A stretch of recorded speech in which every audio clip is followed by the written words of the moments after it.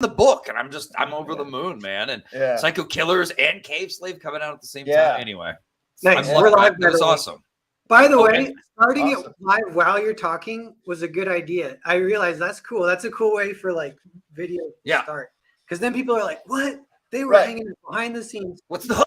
What's the hook?" No, it's because the backroom chats are always better than what like happens on the screen. That's we're giving the backroom to the people right now. Yeah, just never tell me we're live ever, and I'll do it. Exactly. Yeah. If you tell me we're live, I'll be shit. Yeah. So while people kind of filter in, I'll say it quick for people watching it later. This is like a big push for Terror in the Trenches. Yeah. We got 9K to go. I know. See if we can get 6 figures before it closes. It's been fulfilled, which I want to ask you about that quickly too, Vaughn. And then we got Arvid here, who I met in Tampa, and he's a great guy. And him and Vaughn are also friends. And Arvid has like a very interesting backstory of like being in the industry, getting canceled, stuff like that. So we want to kind of talk to him about that. So that's what we'll do. Vaughn, how has fulfillment been? Oh man, so far everything fits in all the little packages, and everyone's happy. They're mostly getting their books like unscathed. It's been smoother than Monster MD. I swear to God, with Monster MD, we would only get out like about 100 packages as a team on a good day, because it was so many books and custom orders, and we're doing them one at a time and weighing them one at a time.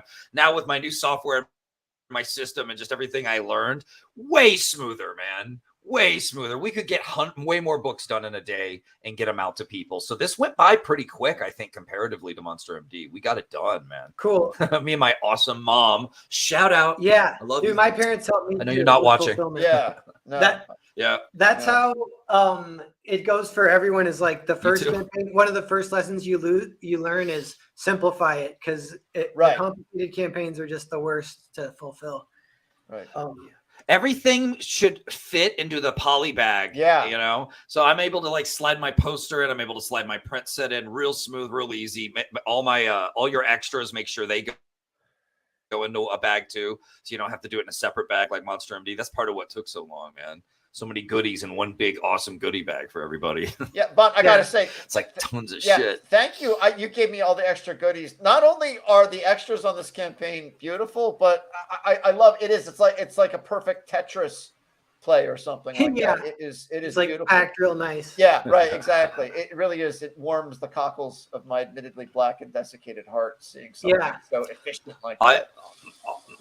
I'm glad I could touch that black heart. Yeah, right. I just want to say too, and I can mention this as we go, but part of the pitch is, I read this immediately. It's a great follow-up to Monster MD. It's just a great book. The one thing that stands out too that's interesting, I'm sure we've talked about it, a lot of people have talked about it. It has some great like X Factor stuff that just comes from the rogues gallery of the villains. Yeah. Which you mentioned was a highlight of one of the things you wanted to approach. And I like kind of wrote that down as like inspiration, because I'm like, he's milking this for so much of the value of how fun the story is comes from the rogues gallery. And in particular, because I was even on a stream last night, and I was like, yeah, there's one that really inspired me to do fan art. So I think I'm going to do fan art. And someone's like, I think I know the one you're talking. And I'm like, I bet you do. And then he's like, this one. I'm like, no, I was thinking this one. And we like, likes someone, But I do think the most popular is the Sniper Girl. Everyone loves the Sniper Girl. Yeah. That's Lock Shot. Right. Yeah, Lock Shot. Yeah, but Vaughn, you're just like a fountain of so many good ideas. I mean, you make such great characters. Specifically, the character design is so good.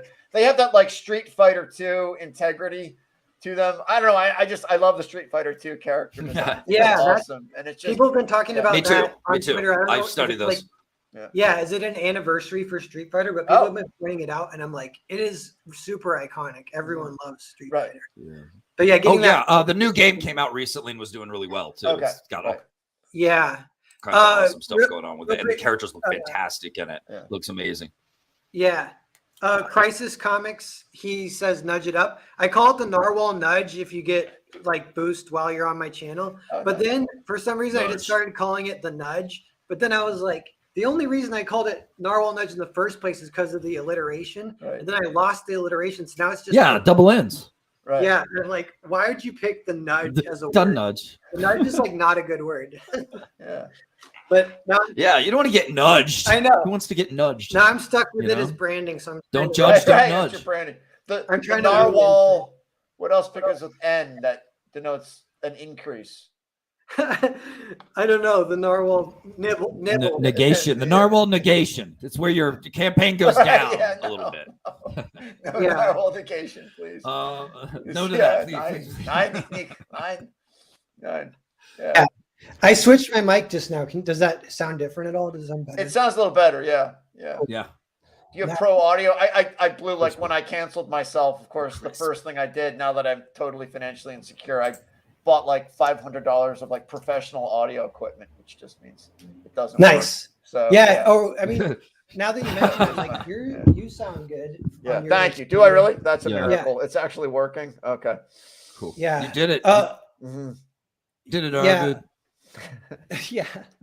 So as we're talking, just keep in mind, Terror in the Trenches mods, post the links if you can.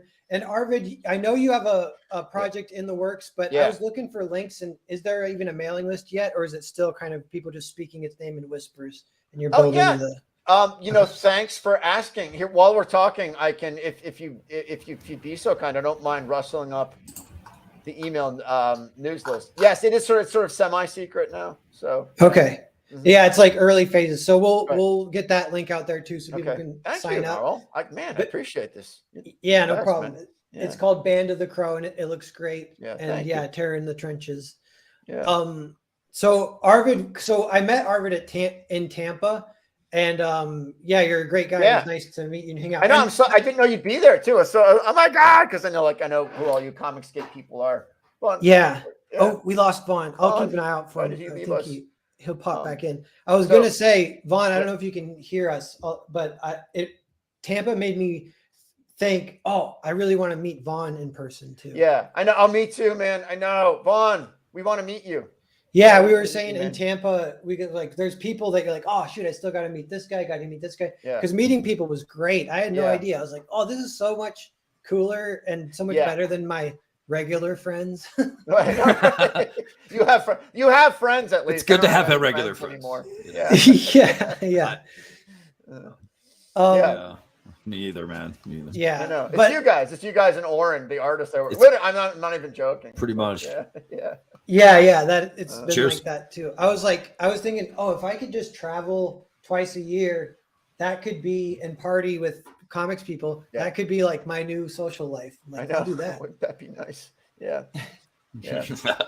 Yeah, it's like a camel. Like you don't do anything for a long Yeah. time, and then you go and party with Comicsgate way Yeah. too hard for a weekend, and then you go back to being a camel again. Yeah. You know, in the desert. Yeah. Fill your hump with joy. Fill your hump with joy and mirth. That's And right. wonderful. And then get back to Totally. work on comics and Yeah. misery. Yeah. That's the way it works. Love it. Love it. I want to do the same, and I want to hang out. I want to meet you guys. I want to hang. I want to have a night of Comicsgate mischief and just chilling out, talking comics, and having a good Yeah. time. So let me know. Yeah. Let me know. I'm thinking, now that I have 2 books to offer, I should be at cons pushing Yeah. them and getting myself out I there. have- So Yeah. I'm ready. I I'm ready. had many happy memories of hanging out with the Dark Horse guys in San Diego. They come to New York sometimes where I lived, and so I mean that's long gone now. They probably think I'm a So- neo-Nazi now. So that's Arvid, did you start with your book at Image? yeah, Breaking in with that? that's right. And I lost all my hair in the process. That was extremely stressful, but it all turned out for the best. Yeah. Yeah. Mhm. Yeah.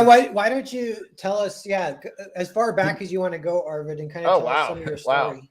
Okay. Well, I think that happened to Grant Morrison. did it too. really? Okay. Yeah. Handsome bald men writing comics. Yeah. Yes. It's a thing. Oh yeah. It's a thing. Hell yeah. Yeah, man. Well, I love talking about myself, so thank you. It's one of my favorite subjects. Is No problem. myself. Yeah, It yeah. wasn't. I wanted to it's like in college, I was actually going to be we were going to start a comic book publishing empire. Some of my friends, and like we moved to Brooklyn, and it was a complete disaster. Oh, Alex, what is up? Alex Good to BRB. see you. Yeah, trauma. So We are hump group. yeah.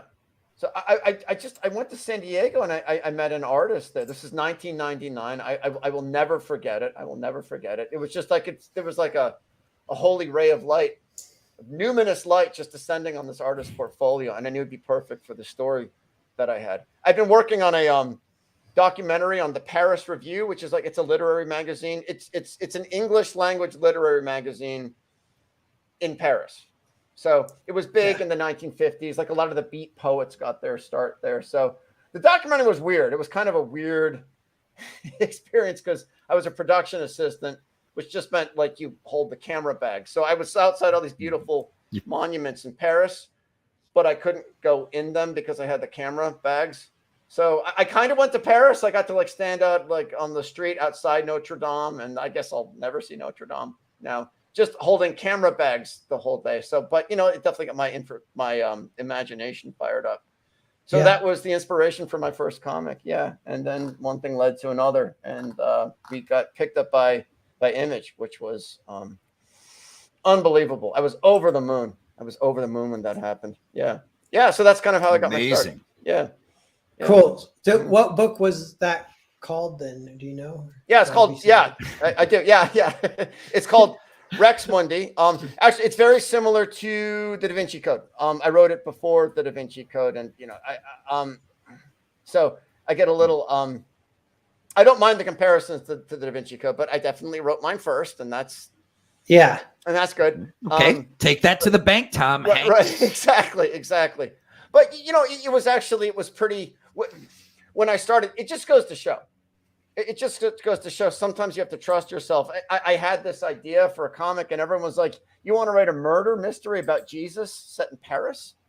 Like, are you crazy?" And I said, "No, trust me." And then when Da Vinci Code came out, I felt like very vindicated. You know, if I do say so myself. Yeah. I was like, that's right.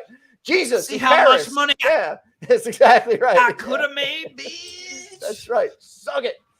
You've got great ideas, man. And everyone knew Rex Mundi was a standout when I was a kid in comic book stores. It was like, ooh, what's this? Like, this is new, this is different, and it's cool. Thank you. You know, so it stood out to me, and I thought that was cool that I finally got to meet the guy behind it. Thank you. That's great, man. Did you pitch it many other places before Image took you on? No, it was like I did not. I mean, I still don't know what I'm doing. Like, I don't really like superhero comics. I think, or it's not that I do like superhero comics. It's not like, I don't know. It's not my. I know what you mean. Me and Vaughn are like that too. I think. Right. I think we're probably all a lot like that. Yeah.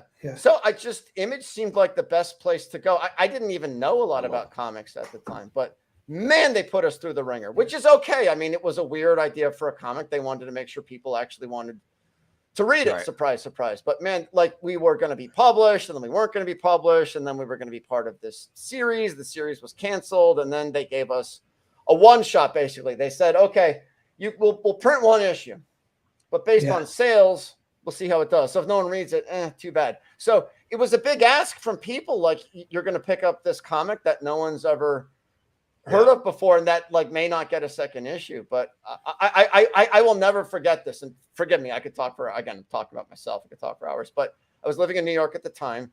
I was going to see the Rocky Horror Picture Show. There's like a movie theater in Broadway, like near Union Square, and it was like 3 a.m. or whatever. I just gotten out, and of course, Forbidden Planet's a big comic book store there, and the buyer, I'd like made friends with him in the run up.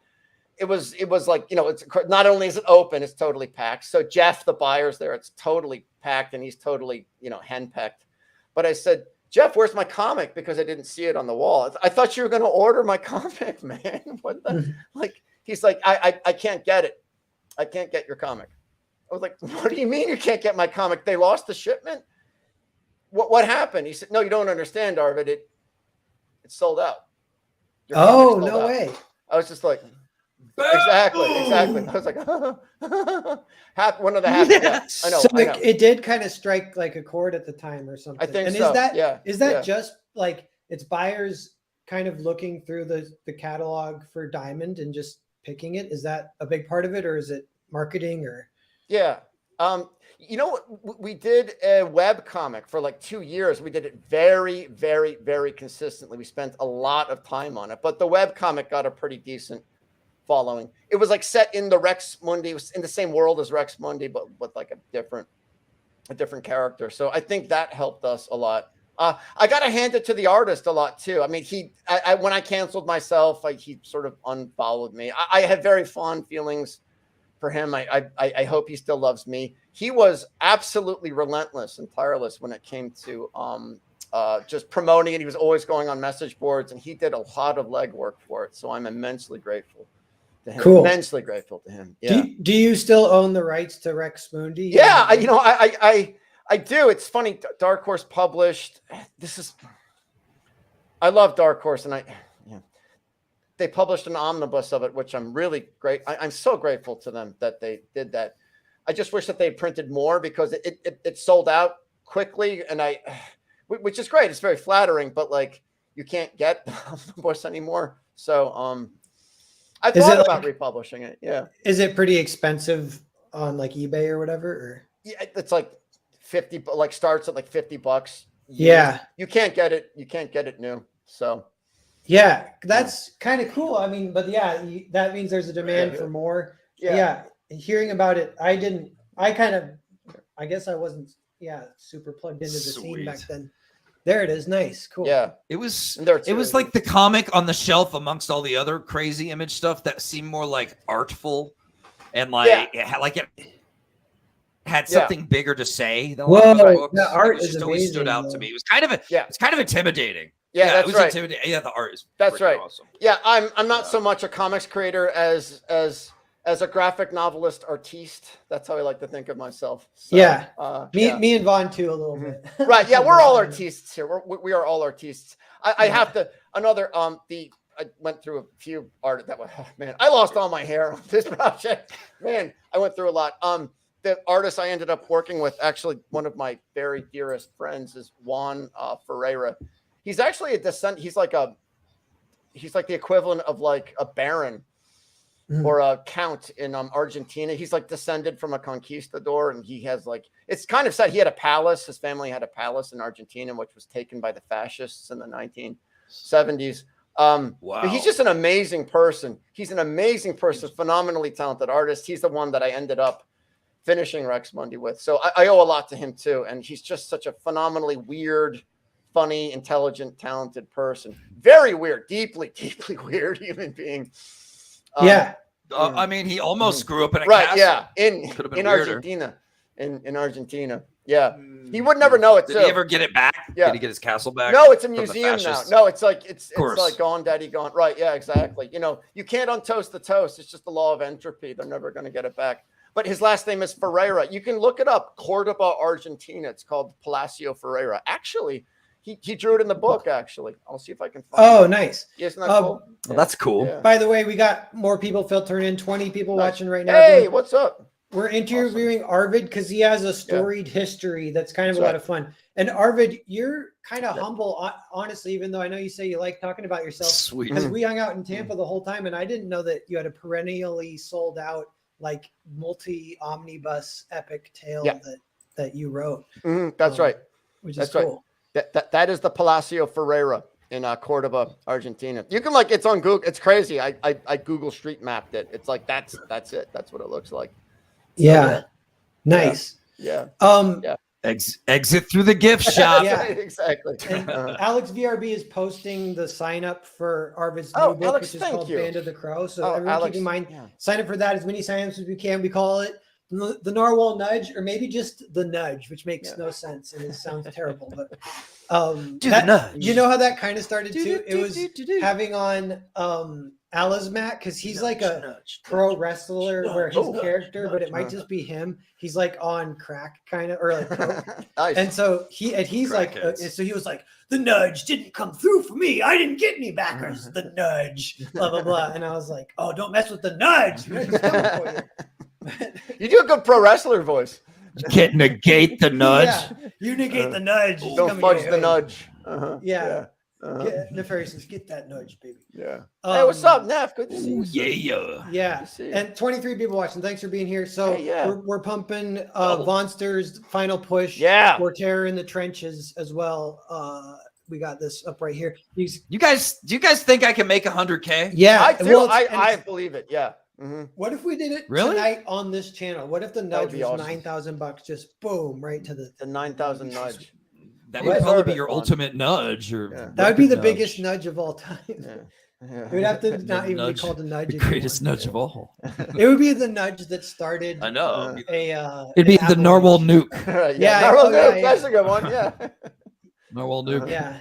You got nukes. Doesn't sound that. I mean, I don't know. Yeah. It was the drug that they did in RoboCop 2. Nuke. Look at the face. So, That's We right. begrudge the nudge. Yeah. Nice. Yeah. nudge the nudge. So yeah, we'll spend at like 30 minutes. We'll do a little commercial for Terror, but everyone Awesome. just keep in mind that this is around. It's available. Terror. We've all a lot of it's been fulfilled. A lot of us have read it. It's great. It's Yeah. just Narwhal or Vaughn's putting out great books. Yeah. And it's like Monster MD and Terror in the Trenches. Yeah, got it right They here. go together Yeah. very nicely on the Yeah. shelf. This is a copy of Terror in the Trenches. Yeah. As you can see, evil will know terror again. It's Oh, yeah. got the official label. It's- Look at that. Oh, look at this. Everybody's in the club. Yeah. Yeah. And you get yourself about what? Is it like 78 pages of story, I think, Wow. and then some bonuses, so it's about 100 pages total. Signed by moi. I don't know if you could see it because I did it in silver. Oh wait, I don't think I signed this one yet. That's just kind of my beat up shelf copy. That's the one around for there. you. You're like, I don't need to sign Actually. my own book. I am my Huh? own book. No, it's Samo. This is me, baby. Did you sign But mine? yeah, I'm really happy with how this came out. People are loving it. Hell yeah, I did. People love it. I'm so excited, man, for this. So I can't believe I'm doing 3 of these to tell this like epic Black Terror story. I hope Yeah. people stick with it. Holy shit. Yeah. I'm crazy Yeah. Nice. for what I'm doing. People are coming in. Thanks for being All here, right. everyone. This is a special Sell show. it. 32 people watching Thanks, right guys. now. We're interviewing Arvid, who has a storied history. You guys got to stick around to hear it. It's actually very fascinating. And then we're pumping up Terror in the Trenches, trying to get to that 6-figure. It's so close, 9K away. Oh, I feel like we could do it. Just one final big push. Oh. And if you haven't backed Terror, definitely suggest, it's 1,600 backers already, which is amazing. But that, not everyone's backed it. So this is a perfect book to go for if you're feeling it. And you'll get it soon. It ships quick. I've already Yeah. caught up on all the shipping. So if you want it quick, I'm ready. But this is Yeah. one of my favorite page turns of all time. It's just so great, that crazy page turn that comes in the beginning. It's so good. It's so well written. You just know Yeah. what you're doing. My vote, I would love to see another version of this be your next project. But you just have so many good ideas. I don't know. I cannot. Can we chain the wind? Can you don't harness a fire? I don't know. But this was What is left your me next one. project, Vaughn? Yeah. Because is it Terror or Monster MD or a third thing? And is Monica going to draw it? Those are my questions. Monica's also the type of artist that when she's focused on something, she wants to focus on just it and barrel through. And we already started Trenches 2, and we want to get it done.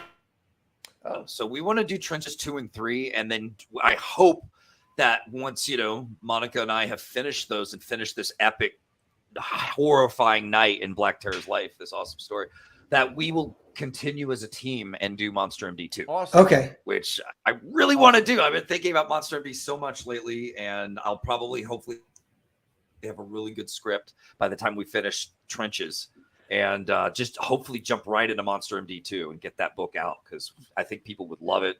I think I need to do more of that. There needs to be more Heidi and Dr. Definitely. Black. But Vaughn, I think you and Monica, Monster you and Medicine. Monica are like Kyle MacLachlan and David Lynch. It's just one of those great kind of teams. Oh, sweet. Which Which one am I? I just want to know. yeah, I said that Right. Good. Sure, that I my- can't Yeah, say. either Okay, one yeah. would be good. That's They're either both- way. Either They're way. both Yeah. iconic. Yeah, Like- yeah. Yeah, they are. They're both great in their own ways. What a great team! And I just like she gets you, and it's great to see. Yeah, I think she does. I really do. I notice it all the time with how her art reflects my passion and what I'm going for on these crazy panels. And she gets it. She really does. I love it. It's that Italian style, man, and that sensibility that I guess, I don't know, somehow that works with me. So it's great. And when I went to Italy as a young man, and when I was 21, it was like this great time for me as an artist too. Oh yeah. I feel like I grew a lot and learned a lot. And and just kind of like expanded myself a little bit on like the greatness. And also while I was there, I read a lot of manga because the Italians are super into it. And that was awesome too. That was to see what type of comics they were into, like Dylan Dog and stuff like that. It was cool. Yeah. It was very interesting to see their different tastes and then find some that were just like totally badass. And even though I couldn't read Italian, I totally bought a few Italian translated mangas while I was there. It was fun. Yeah. Oh, wow. Yeah. Mark Millar was tweeting about he's worked with artists all over the world, and he's like, who has the most best artists? And people were kind of chiming in at the end. He's like, I'm pretty sure got to give it to Italy. Yeah. And he named a bunch, and a lot of them he's worked with. And I'm like, yeah, Italy, they're good, obviously. And it goes back historically a little bit. All the way to like Rome. They've always been legit. But you know what I was laughing about too is they were great with film in the 70s with giallo, with horror, and with Italian westerns. I know some of the best stuff. Some of the best stuff. Have you ever seen La Città Violenta, Violent City? You've ever seen that one? No. Oh, it's so good. It's so good. Charles. Is that Bronson's like a 70s Italian movie? Yeah, it's really good. It's one of the it's like an action thriller. Charles Bronson. Oh, cool. It's really a good. lot of those movies, for some reason, a lot of the old Italian movies, they're free on YouTube. So I bet it's on there. Yeah. I'll check it out. Yeah. It's called What is it called? Violent City? Violent City. Yeah. Nice. Yeah. His wife, his wife is, I think he met his wife on that movie too. Oh, that's the plot of Vaughn will be right back. He's getting his internet going. Nice. That's the plot of Once Upon a Time in Hollywood, where Rick Dalton, the Leonardo DiCaprio character, goes and films a spaghetti western for a little bit. He works in Italy, and when he comes back, he's got an Italian wife. Right, nice. Yeah, it's good. It's like oddly, it's so simple but very authentic, even though it's a little detail. I love that Once Upon a Time in America, that gangster movie that Sergio Leone did. It's so underrated. It's so because it's not trying to be gritty. It really is operatic. He's elevating the gangster genre into like high opera or something. That movie's crazy. It's 4 hours long. Yeah, it's like super good. I love that one. Yeah. Nice. So back to what movie? Arvid. So Once Upon a Time in America. In America, yeah. Oh, I love that one. Yeah. Underrated. Underrated. So Arvid, you have Rex Mundi published through Image. It was crazy. You're tearing your hair out, then you go bald. Then I go bald. Like Homer Simpson, kind of, only fit Homer Simpson. Yeah, a little bit more. I had to start lifting weights. Exactly. I was just like, Yeah, nice. So then what happened? This is like 2001 or 2 or 3 around there. Man, I graduated college in 1999, and I started Rex Mundi then. So I think it was like 2009. So it took me 10 years to finish Rex Mundi. I did a lot of for hire writing after that. I should mention I did another story, original story, which like 5 people read. It's called Zero Killer. I did that in like 2007. That came out from Dark Horse. Dark Horse was kind enough to publish it, which I really appreciated. Just for the art alone, Dave Stewart did the colors. A very good friend of mine who's not talking to me probably thinks I'm a fascist now, but that's okay. Phobe. A phobe, which is too bad because I really do love him. He is just such a gifted artist too. Matt Camp. It's worth it for the coloring and the art alone. It is pretty spectacular to look at. Say what you will about the writing. It is a beautiful, beautiful book to look at. So yeah. Zero Killer. Yeah. Cool. So there's some fun. Thank you. There's my wife. Yep. Lord. Oh, okay. I wondered. I was like, you got a super fan. They call it, my friends, what were we calling that? It's like there's a word for that person who's like, they're in the crowd and they go, yeah, listen to this guy. Right. The hype person, basically. Yeah. Cool. So so at least 2 kind of giant, cool, fun projects that and then you mentioned, so at some point you kind of get canceled. You have the falling out. That happened. We all kind of can relate to that. It's stupid. It makes me it's like mixed emotions. You get kind of mad at the people that are like, I know you say that you love them and you're bummed that the relationship ended, but also it's like, are they cowards? What's their problem? Yeah, I know. I run into this every day. I actually canceled my story is a little bit more complicated than that. I wish I need like a shock collar. You could just like shock me when you need me to shut up. But like I stepped away from comics for a long time, wrote a novel, and that's when I first started noticing things were weird. Obviously, writing a novel, there's a very low chance of finding success. But everyone I talked to in the publishing industry was just like, and now I understand what it is. It's the woke stuff. It's the social justice stuff. But like no one tells you that. Like no one tells you that they're in a cult. They just sort of. I mean, like abuse doesn't work that way. People. No. Hi, I'm going to abuse you today. This is the other thing is there's a massive amounts of paranoia for where as it's happening, where you're like, is this real? Like, and then at the same time you're like, wait, I don't want to think that because then I'm a racist or whatever. Yeah, right. Yeah. And then you kind of get over that eventually.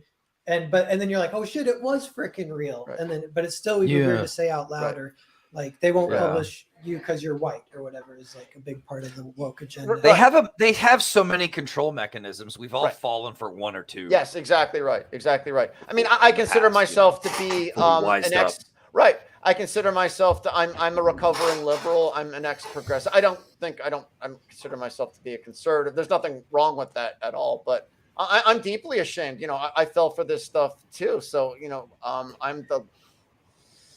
I'm guilty too. I'm just as guilty as anybody else. So we all have that red pill kind of moment they call it. Vaughn had his. It was the video game symposium that you went to, Vaughn, right? Oh God, yeah, man. Oh, holy shit. I'm talking a whole roster of just like purple-haired women, angry activists, lesbians.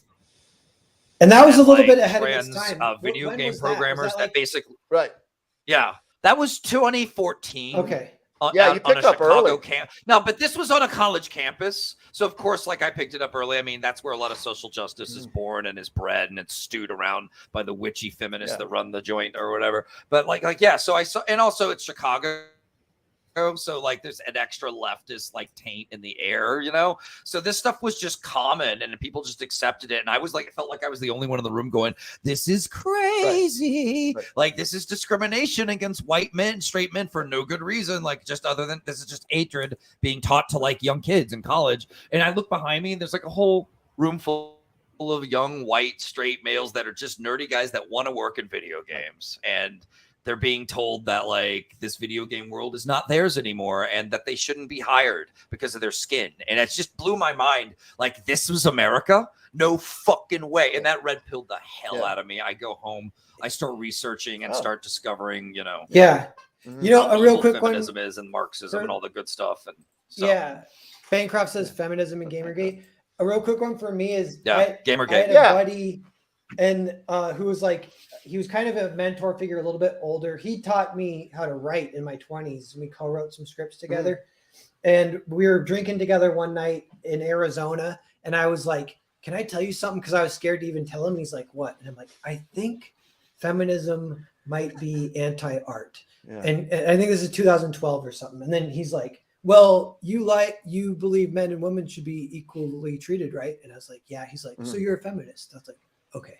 So he kind of shut me down or whatever, and I kind of forgot it or whatever, and then it comes up again 3 years. They love that one. That's the Mott and Bailey fallacy. Like I was saying, like religion is it should be. Religion is part of what I write. It just fascinates me. You know, I am religious, but you know, it's a mixed bag. Cults especially fascinate me, like Nazis or the Scientologists or the Rajneeshis or whatever. Like, forget it. I will say this for wokeness. Wow, it is like way better than any of them. It's fascinating as a religious cult. What has that going for it? It just endlessly fascinating. It's a cult. It's a religious cult. Feminism, it is. Right? What you're saying about that's a Mott and Bailey fallacy. This is one of the fallacies. So, feminism is just treating women equally. No, it's not. Yeah, that is not true. That is just not true. Explain a little bit more about the Mott and Bailey, because that sounds interesting. Yeah, like a Mott and Bailey is I wish I'd come up with this. This was I think it was like a British academic named Nicholas. What's his name? Anyways, it's called The Vacuity of Postmodernist Ideology. But basically, a Mott and Bailey is a fortress. It's an early medieval fortress. The Bailey is the farmland. That's what you want, but you can't defend it. So you have the Mott, which is the fortress, and it's dark and it's musty and it's cramped and it's not fun, but it's easily defensible. So this is what a lot of woke ideologies do this, and radical feminism definitely does this. They have the radical part of their ideology, which is the Bailey. And then if you attack them on it, they retreat to the Mott. And they make a statement like, oh, we just want to be honest about history. We just want men and women to be equal. And then when the attackers go away, they go out into the Bailey again, and they start talking about patriarchy and hegemonic masculinity and all of that stuff. Yeah. Yeah.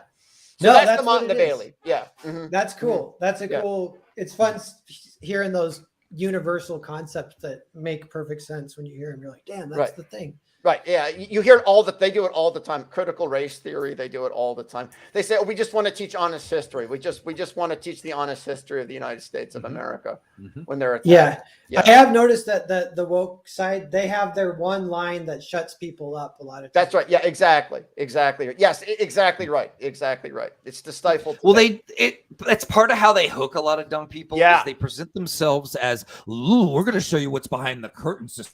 Right. Society's been tricking you. We're showing you the truth. Don't you want to hang with this? This is where, this is how you open your mind. And really, it's just like their bullshit ideology that was made up on a college campus to destroy the Western civilization type shit. It's a conspiracy theory. They are all conspiracy theories at the end of the day. Yeah. So patriarchy theory is a conspiracy. Right. Exactly. Pretty huge conspiracy theory, really. Right. If you talk it out. It's It's unfalsifiable. It can explain any outcome. It can explain the opposite of any outcome. They say that's a thing. That's a thing with addiction too. Is your brain can justify it either way. Like cigarettes, if you need it to relax, but also you need it to wake up in the morning. So yes, that's right. Both things. That's right. That makes no sense. That's right. That's right. It's like explaining a magic trick with magic. It's like, why did the rabbit come out of the hat? Well, it was magic. Why didn't the rabbit come out of the hat? Well, there was no magic there, clearly. Yeah. Explains everything. Yeah. By the way, 38 people watching. Thanks everyone for being here. We're kind of going over Arvid's storied history. Yeah. Very interesting stuff. He worked for Image for 10 years, released some epic books that are like pretty well regarded and famous books. Rex Mundi is the one we were mainly talking about. Yeah. And then we're pushing Vaughn's book, which we're trying to get it to 6 figures. How we doing? Terror in the Trenches, Volume 1. In the chat, let me know if you guys back it, then I'll update it. Well, that will be the nudge. But I don't want to do it unless we get a backer, because if it doesn't go up, that like always feels so. You're gonna feel terrible. Yeah, it feels so feel bad. But then the thing I realized is it can feel so bad that then that shame from that people will back because of that, because they feel so sorry for you. Right. So we could do that. We could Narwhal. What would that be like? Yeah, it's all just playing, giving the audience the range of emotions, and then they connect with you, and then they back you. Well, I mean, this book has all the range of emotions. Yeah. Black Terror is this like humble kind of white-coated pharmacist taking care of his little New York neighborhood, running the pharmacy he built with his wife who's dead, and so he kind of trying to keep it alive by doing stuff, helping it out, and then it all gets taken away. It all gets decimated, blown to hell in a handbasket by these creepers from his past that he has to re-gas up to get his powers.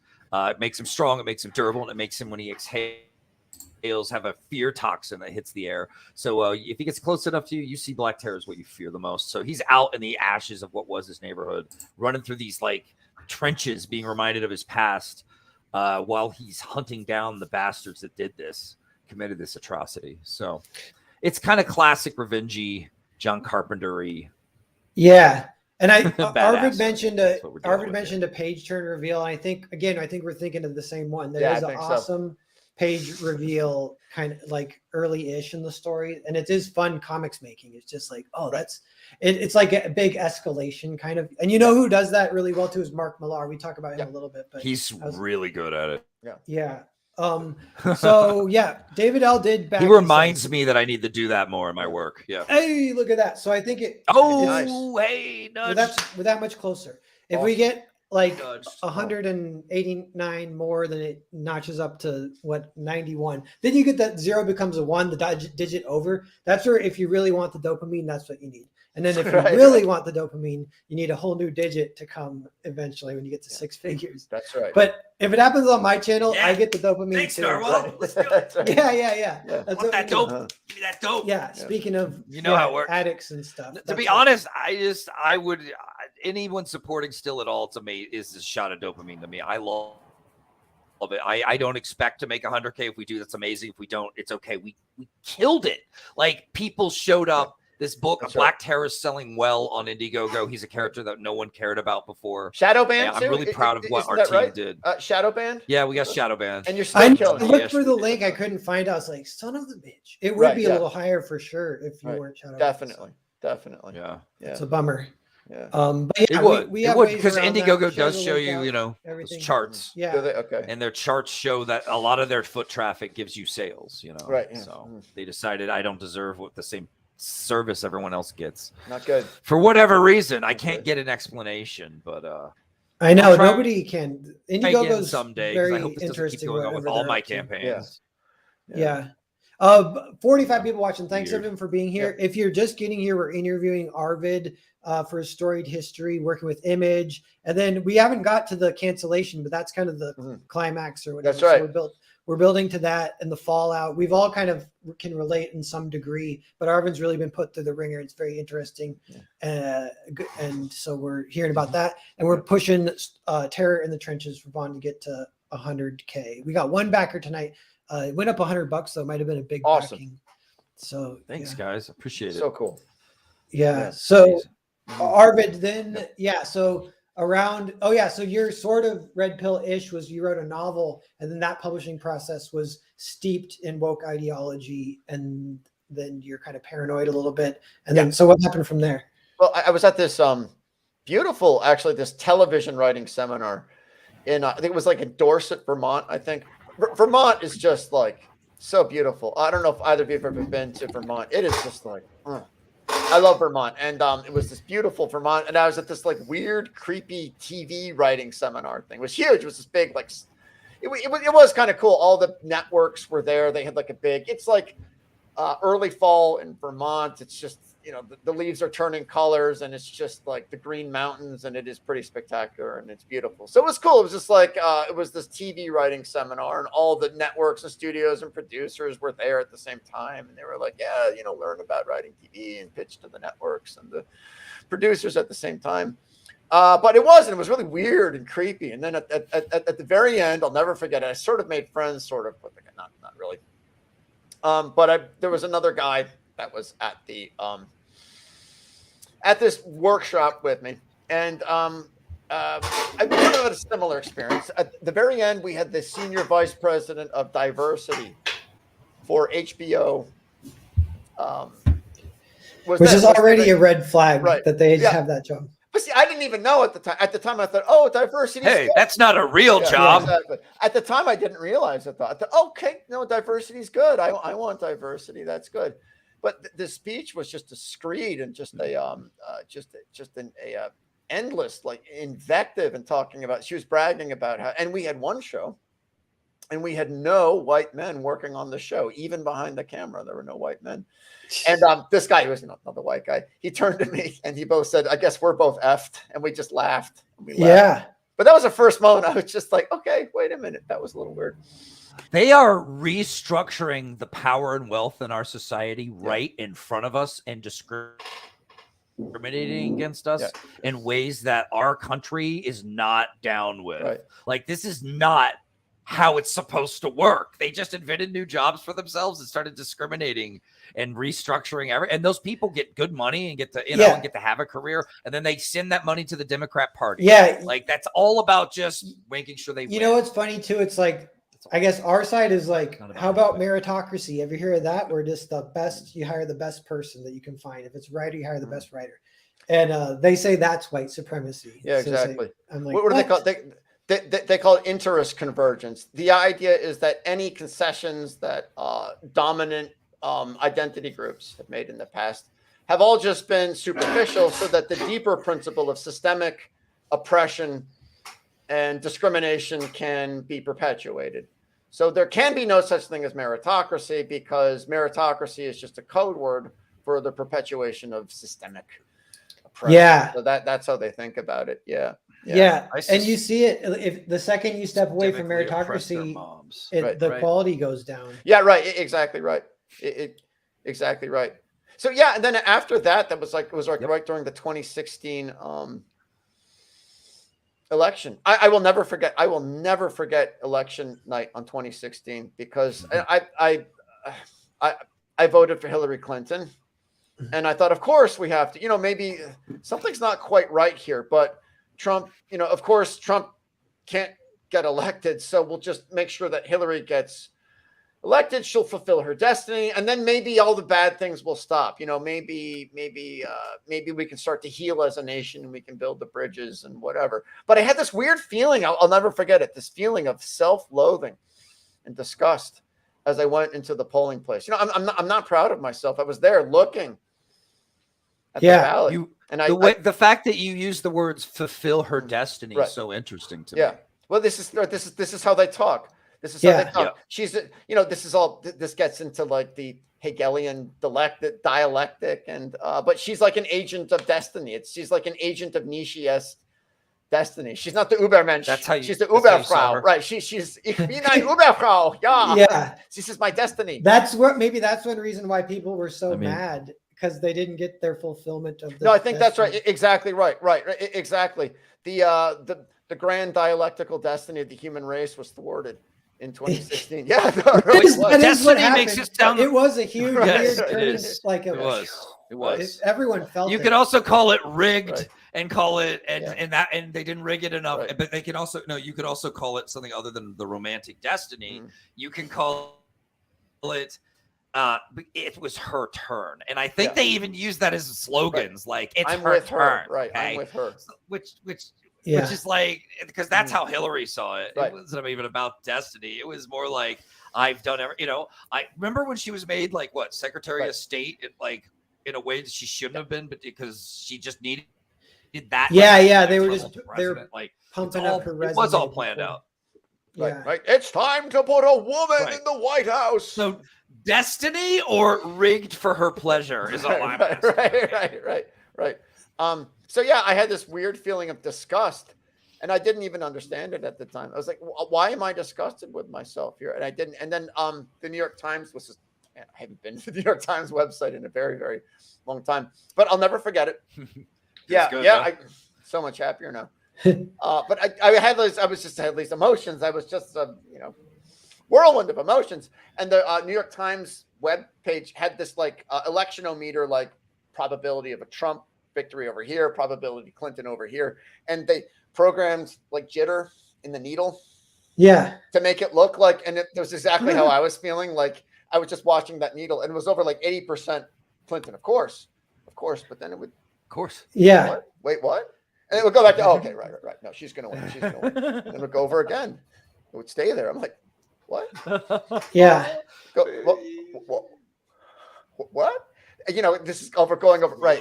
Exactly. It was intense. And every time it swung towards Trump, this little surge of like an evil joy. Not evil, but I don't know. This feeling of the red pill. Right. Exactly. Inside of you. What's going on?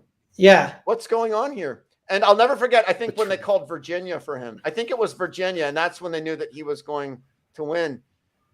Florida. Yeah, and I remember so clearly the next day looking at all these weeping Hillary Clinton supporters, and the feeling of just raw, unfiltered Schadenfreude. It was so sad. So pure. It was like something I had never experienced something like that before.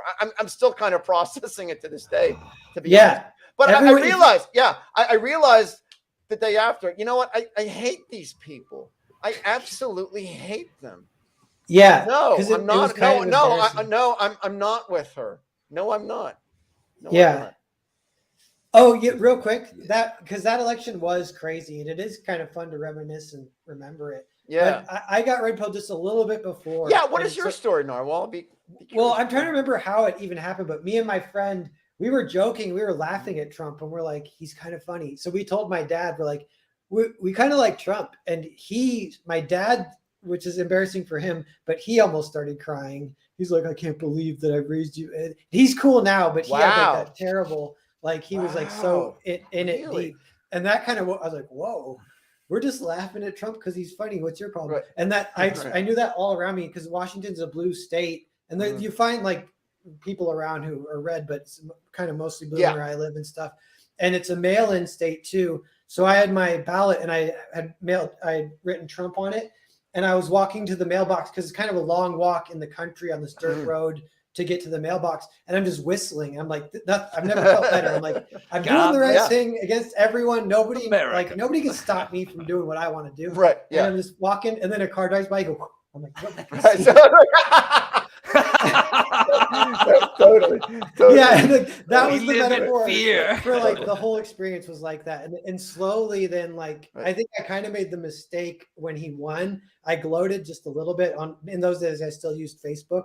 And I was like, "Suckers, eat it." Right. And then immediately lost like a lot of close friends, kind of like close. I'm so sorry. No, that's awful. It's so sad how shallow people are. Like I said, I truly love all the people from my former life. It's so sad. It's so sad. I'm so sorry about that. That sucks. Yeah, it's okay. But they say like I had to like you don't lose the closest friends either, which is nice. Like the real friends stick around. So. Yeah. Indeed. Yeah, it's true. They'll be loyal. And when I went into the tea house the day after Trump won, I had the performance art my way of like, oh darn it. Right. Yeah. Oh no, it was her turn. Right. Yeah. It's her turn. Right. As if I gave I was so happy. I was loving it. And I worked with like the quintessential Hillary supporter, and working with her showed me that like these people should not be running fucking anything. Right. I wouldn't let them run a Dairy Queen. Like they do not deserve to run the country at all. They are the worst of the worst. No, exactly. El baño está ocupado. But I had co-workers calling me a Nazi. I know, but Facebook too. The day after Trump was elected, it's so sad. Yeah, that was crazy. I've never seen like it. Kind of like I was having fun, but when it got that dark that quick, I was just like, I know it got. This is gonna be a long 4 years, man. No, it's gonna be a long 4 years. I'm gonna get into fist fights and shit. Right. Yeah, I don't want to, but it's gonna get violent. These people are crazy. But or real quick, it's it's like after 2016. It's you kind of have to self-censor, especially I did, and I think everyone. No, I did too. Exactly. Yeah, exactly. Which is, and that like hurts your soul. I noticed that in Tampa. I was like, oh my god, don't have to self-censor at all. Right. It doesn't mean you get to tell edgy jokes. It just means you can say whatever the hell you want. Right. Exactly. I told that to one of my woke friends because I do have a few woke friends around here, and he's like, "You mean you had a safe space?" And I was like, no, I don't mean it's your stupid thing. You know what? They like, I don't know. Someone explained it well. It's like, like we went to where like people are fun, can't express themselves and then had fun. Yeah. Well, a safe space is where you like take over some shit and ruin some shit and then blah, blah, blah. Right. There's unsafe space. No, a safe space is where you cut yourself off from shit. Exactly. Like away. I went to a conference with James Lindsay. That's the next thing that happened to me was the dog park papers came out in 2017. And that's when I started really piecing things together. I was very emotional and in turmoil. I didn't understand what was happening until the dog park papers scandal hit. And that's when things really started to click for me, when I really started learning about it and like specifically understanding what was happening. What's that? What's the dog park paper? I know James Lindsay. The parody? They wrote a bunch of bogus, sometimes it's called so-called squared or the greed studies affair. I just like calling them the dog park papers because the most famous of them is like human reactions to rape culture and queer performativity in Portland, Oregon dog parks. Yeah. It's like, so they wrote fake papers which didn't got what? Like, I think got approved. Yeah. Got like peer reviewed and shit. Right. Yeah. Peter Bogdashian or whatever. I read that. Peter Boghossian, Helen Pluckrose, and James Lindsay. I live in Northampton, Massachusetts. Hypatia, one of the big feminist social study journals. I don't know. There's a very prestigious academic journal. I think it's called Hypatia. It's just published right here where I live, and they got one of their articles published in that. They rewrote a chapter from Mein Kampf. Yeah, got that published. Yeah, and they even called it My Struggle. They even put the So, at any rate, but subsequent to, and James Lindsay has been just ferocious. Peter Boghossian is just, all three of them have been really brave and fearless. I love James Lindsay. I check his Twitter feed every day. I'm a total James Lindsay boy. I love Peter Boghossian too. Yeah, they're all still doing pretty good stuff. Yeah, they're awesome. But anyway, I went to he's been on Joe Rogan, I think. James Lindsay. He has. He's been on a few times. Brett Weinstein's another one. I'm very into the Evergreen State College and the social justice riots at the Evergreen State College. Yeah. Did I tell you, Arvid? I went to Evergreen State College. Did you really? Yeah, I graduated in 2009, and it was right during the economics stuff. Right. But it was funny, because it was like, I don't know, it was like hippied out craziness. Right. I hung out with one guy who was there on the GI Bill, so we were just normal. Everyone else was super hippie. So that I got so sick of the hippies. But it wasn't though. I didn't notice the woke stuff being too crazy. But then if I think about it too, it was just annoying hippies everywhere. Right. But then there was a lady who ran the animation department because I was trying to get into the animation thing. And again, it was some of that paranoia because she kept denying me. So I kept not getting into animation. I'm like, I'm going to graduate and not even get to do animation because she keeps denying me. So I'm doing sculpture, art history stuff. And I'm like, why isn't she letting me in? And that I never got into her animation department. It's just awful. Even back then, and let's not forget that was a long time ago. Things were very different.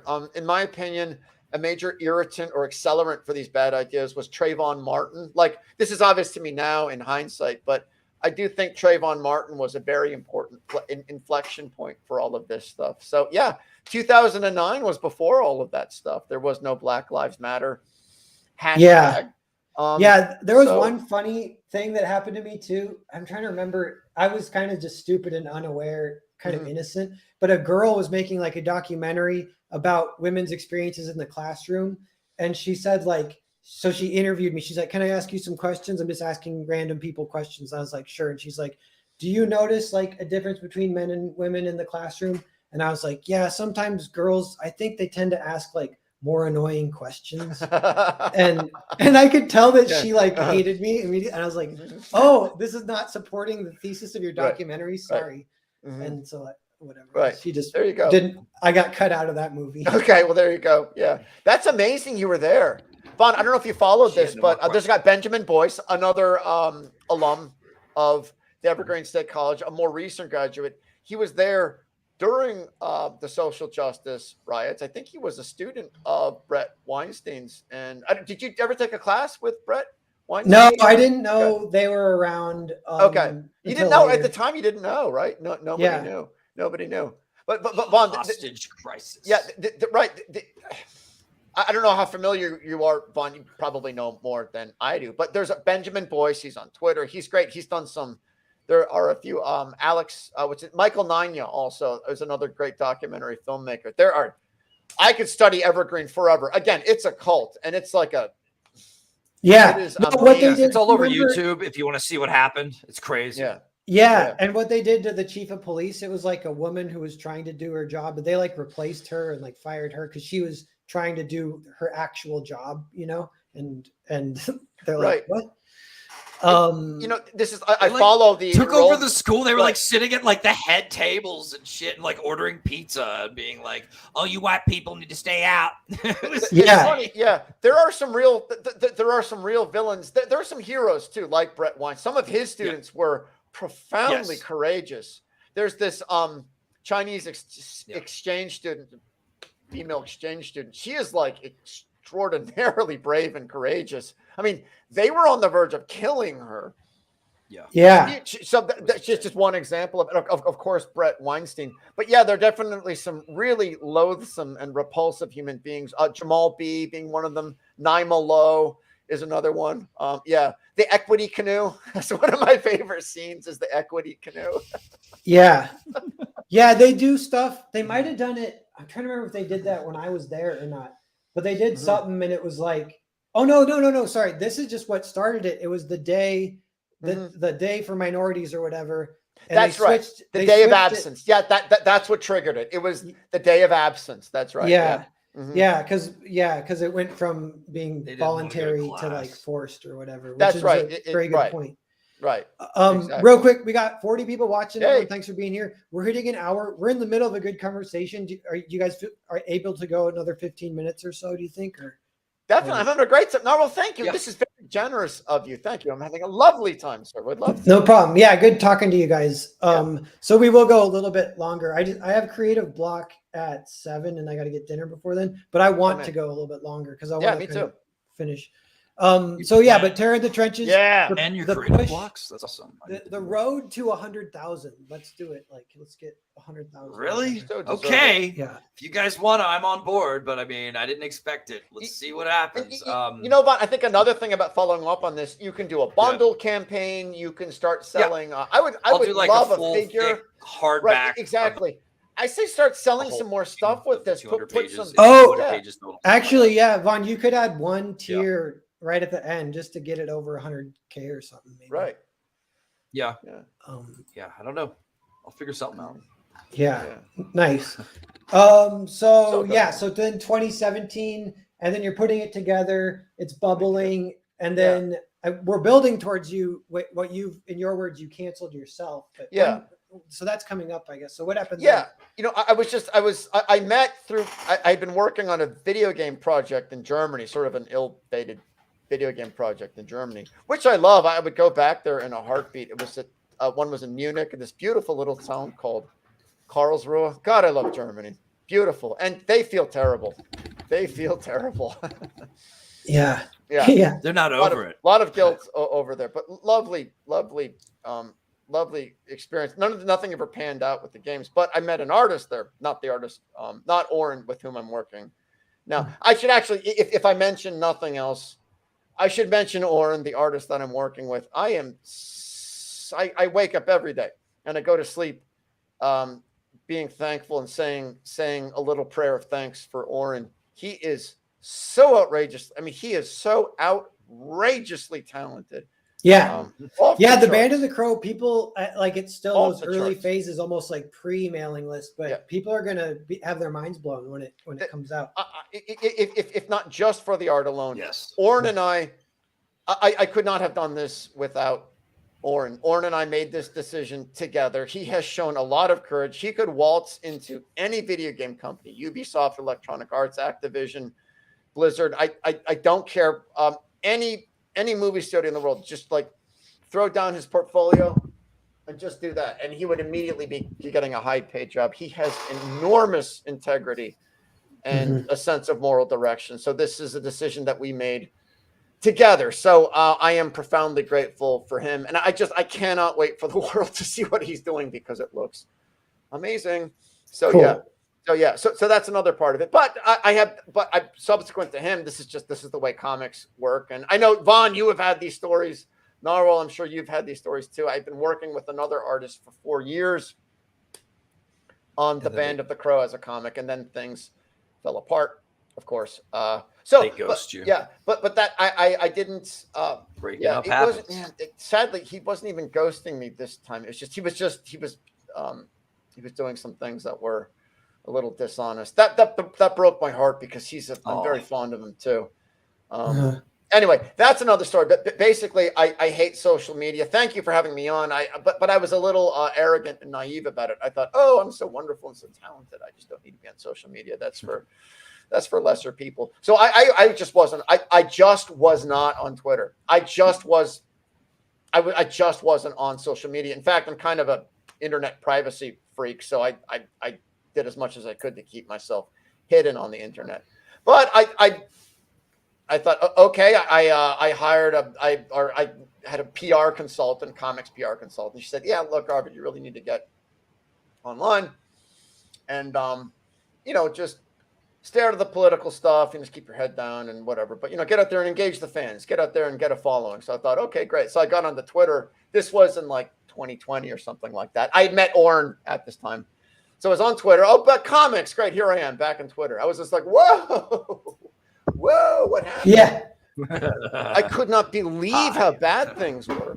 I could not believe it. Everybody in comics was SHIT woke. I couldn't believe how bad it was. And I kind of believed it too. I heard, oh, okay, well, this stuff is bad, but there's this Comicsgate hate group out there. And then the final piece of the story was Carrie Smith, whom I love, Deprogrammed with Carrie Smith. She's awesome. She's anti-woke. She's another former progressive. And, she's always very open with her journey too. She did an interview with Ethan Van Sciver. And I was just like, oh my God. Ethan Van Sciver is clearly not a neo-Nazi. I mean, yeah, he's the good guy. Ethan's the good guy in this story. He's not the villain. He's the good guy. Yeah, it makes you question everything. You're like, so wait a minute, all those right. people that have been telling me for years that this guy, like, what the hell are they doing? Yeah, exactly right. Exactly. So that was it. It was kind of, I wanted to be. And that's when you did that video. Right. That's right. That's right. You did the video telling, like, I can't hate Ethan. Like, I'm supposed to. So I can't figure out everything else. You know better than me. No, exactly. I wanted to be more strategic and like plan it. Oh, I'll give them like 3 months so they think I'm not a grifter or whatever. I'll come out as Comicsgate when we're ready for the comic to come out. But I kind of rage quit. I could not keep my mouth shut anymore. I was too emotionally activated. Yeah. And here I am. Nice. Yeah. Twitter. You're like, there's others. It's like the double-edged sword. Like if people who do manage to stay off social media, I think that is the best choice. Yeah.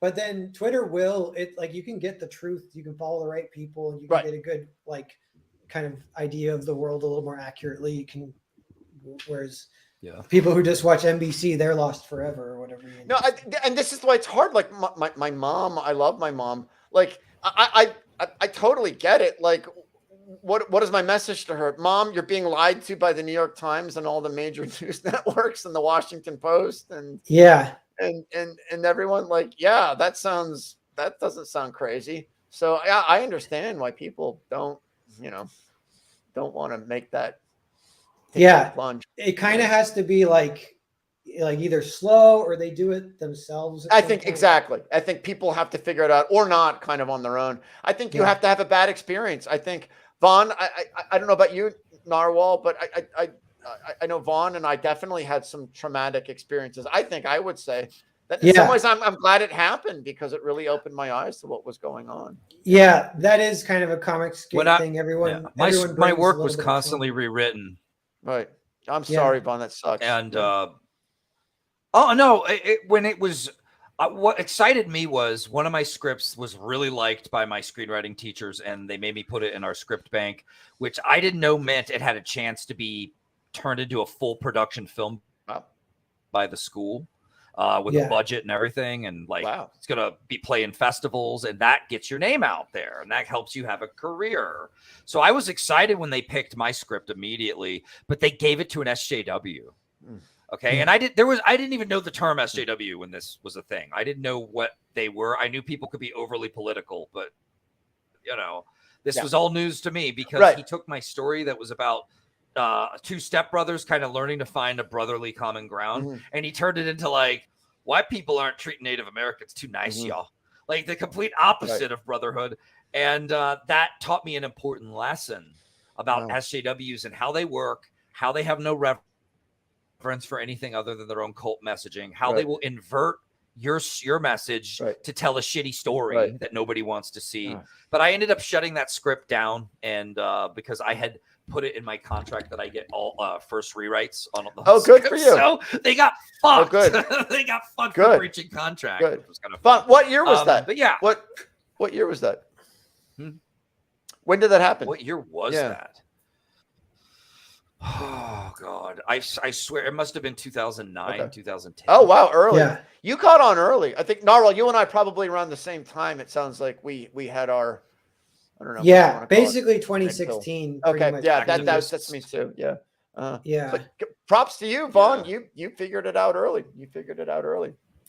Yeah. I mean, all it was just an activist molesting my beautiful work. Yeah. But that is a good observation that it is like a bad experience will kind of trigger you to look around a little bit. I think so.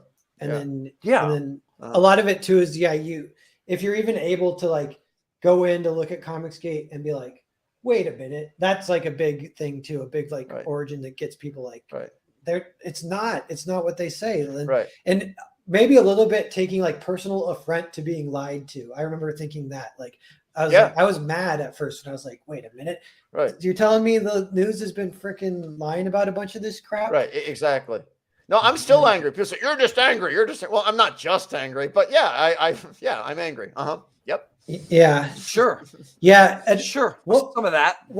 This is another random one that you guys might be able to relate to it in some way. But when I was very young, I played Little League baseball, and I hit was playing first base, and some guy hit a ground ball and they threw it to me, and I caught it, and then like step, the kid's foot hit the bag, and then the ump goes, "You're out," and the kid turns to the ump and he goes, "Oh, come on, ump, I was safe." And then I remember being very embarrassed for the kid, and I was like, note to self: never be like that.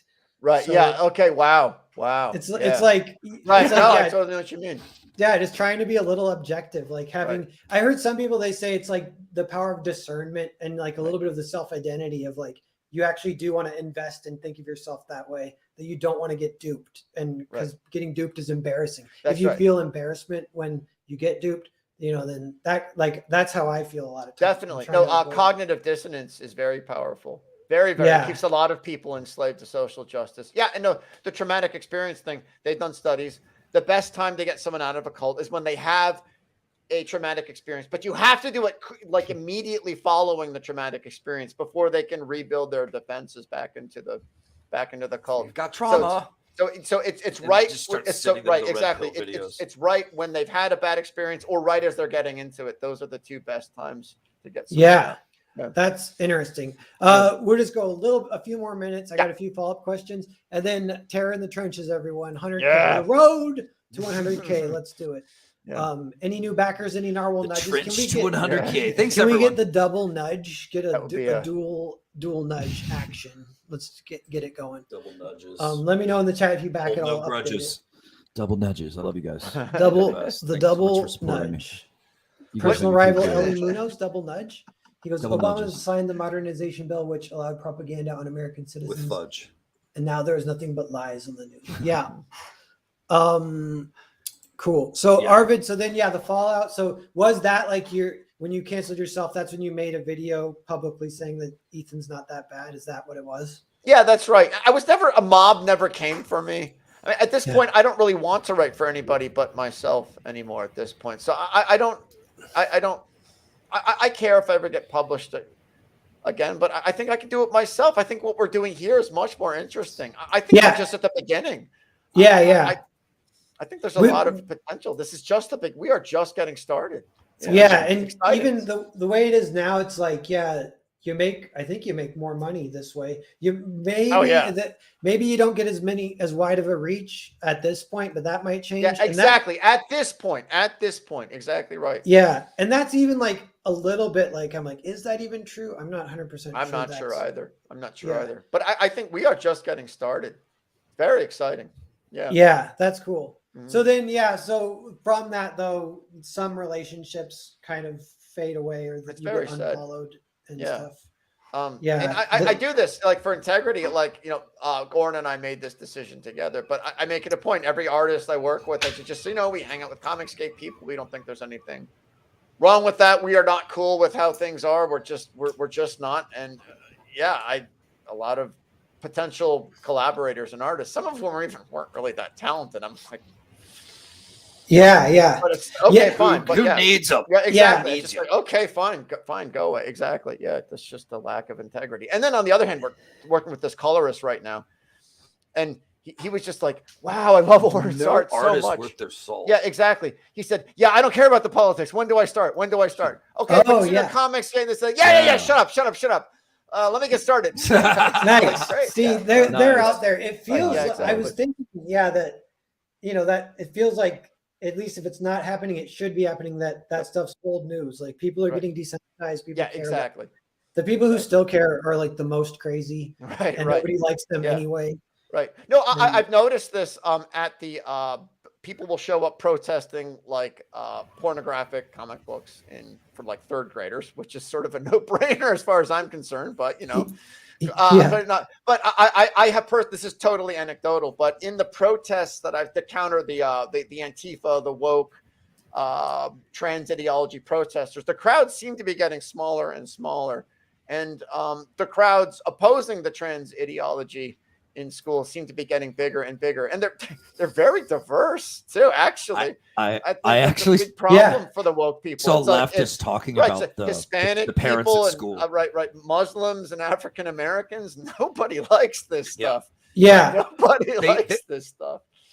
They're saying that it's organized, even though it Right, isn't. it's clearly not. Yeah. Yeah. To them, it must be organized. Exactly. Our way is the only way. It's organized in African American Baptist churches. That's where it's organized. Like, they don't like this stuff either. So yeah, they're used to organizing. Yeah. Exactly. Yeah. Thank you, Alex. Thank you. Yeah. And Arvid, by the way, I'll have you on again in the next few months or whenever you're ready with more Band of the Crow. We can talk more about Band of the Crow, but we didn't really get to that this time even. Yeah. Which is fine because it's fun talking about this. Yeah. But yeah, what I was gonna say with son, if it comes up and you're like, do I like whatever? And one thing I've thought about what I do say if it ever even comes up. Like I had to think about it today because I submitted to a comic convention around here, and they have a panel to decide, and immediately I'm like, oh, the panelists, if they're all woke, I won't even get in. Or whatever. And I was like, so what if they say submit a website? And I'm like, well, I'm not self-censoring, so I just sent them my YouTube. And the first video says Comics Gate at Tampa. Right. I'm like, if they even know, like I don't even know if they know or care, but that might be a thing. And I was like, if I ever had to defend myself, like would I? Or if they asked me, like, what would I say? And I was like, I think I would just say like anti-cancel culture, and then they'd be like, what, the freedom from consequences. I know they have weird lines against that too, but that's like a simple thing that I feel, and they could even test it. They're like, oh, so you think? I'm like, yeah, separate the art from the artist. Anti-cancel culture, like that's my. They talk about accountability. That's one of their big words. Accountability means destroying somebody. Yeah. And your boy Zach, they use that. That's such a womanly like. I know. Your boy Zach. He says they try to get you to kill yourself, and it's dark, but that's sad and it's true. Like that's absolutely, absolutely. They'd love it. It's terrible. Yeah, absolutely. Yeah. So on that note, we might wrap it up. That's right. On that happy note. Perfect. Go. Yeah. So 34 people watching. Thanks everyone for being here. This was a great interview with Arvid. Meeting and chatting with you more. Yeah. Arvid was at Tampa and we met there, and we want Vaughn to be at the next one. Vaughn, maybe Vegas in May is a possibility. Oh, nice. Yeah. Both you guys keep that in mind as like possible. That sounds thing. Awesome. Will do. Cool. And then I guess, just one last look here at Terror in the Trenches, everyone. It's like so close. It's right there. Very close to 91, and then it's only 9K. Maybe a big blowout. If you got it like within like a certain number, then you could just do a big blowout on a channel, but I don't know. So we'll talk about that too. Maybe I'll do a little tour. Do the tour, see where it's at, and then see about getting a blowout maybe and hitting it. Always like to end with a good blowout. Yeah, don't we all? Yeah, the Narwhal blowout. We'll try that, but the Narwhal, I'm not gonna. Okay, I'm coming up with N words now, but I can't say them on a stream. Yeah. Cool. But thanks everyone for being here. We're gonna end it like we started. I'm just gonna kind of click it. Maybe we'll even keep talking as it ends. That'd be funny.